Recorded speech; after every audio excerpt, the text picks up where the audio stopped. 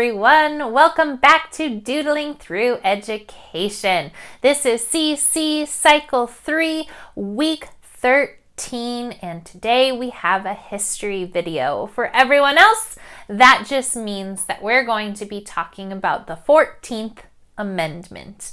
So, before we get started, I wanted to remind you to subscribe to this channel by hitting that button so you never miss an episode from Doodling Through Education.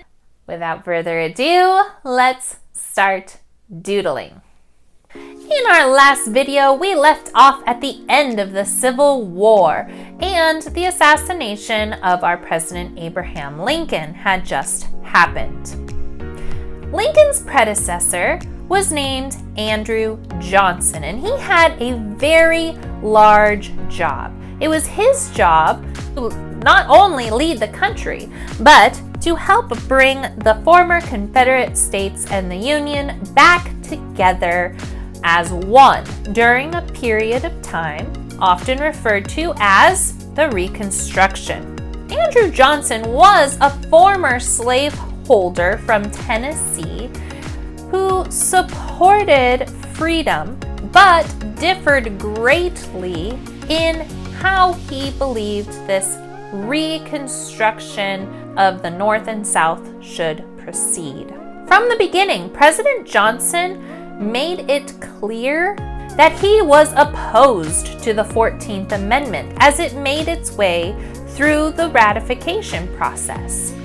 But elections in late 1866 gave the Republicans who opposed slavery the majority in both the House and Senate. Southern states also resisted this amendment, but Congress required them to ratify both the 13th and 14th Amendments as a condition of regaining representation in Congress, and the ongoing presence of the Union Army in the former Confederate States ensured their compliance. On July 9, 1868, Louisiana and South Carolina voted to ratify the 14th Amendment, which made up the 3/4 majority. So let's jump into talking about the 5 main sections of the 14th Amendment. In Section 1, it stated, all persons born or naturalized in the United States and subject to the jurisdiction thereof are citizens of the United States and of the state wherein they reside. In layman's terms, essentially, this meant that every person born in the United States are citizens of the United States.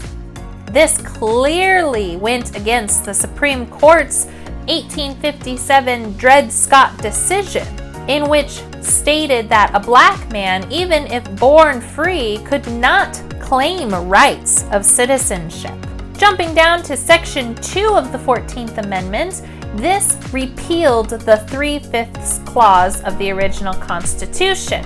And if you remember going back, it actually counted enslaved people as only 3/5 of a person when talking about representation in the states. So the 13th Amendment outlawed slavery, and this part of the 14th Amendment clarified that all residents, regardless of race, should be counted as one whole person.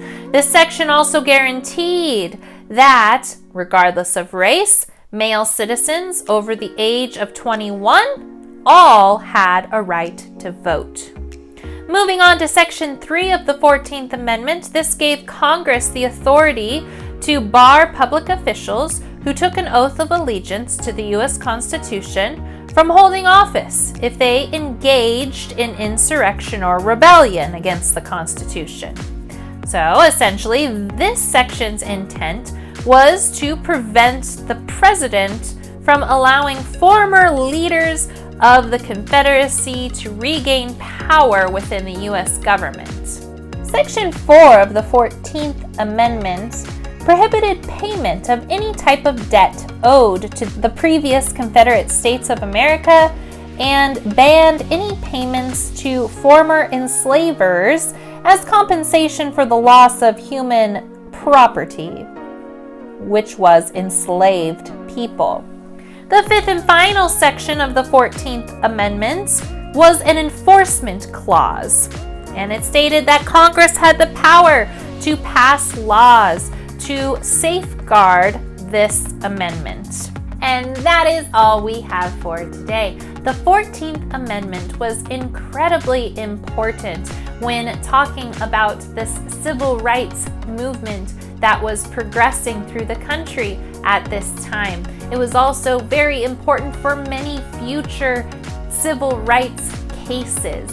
So, what I want you to do this week is talk with your parents and talk with your family about the 14th Amendment. Maybe research some different civil rights cases and try and figure out how the 14th Amendment was brought into those cases. So, on that note, remember to be kind, follow God's will, and take care. Bye.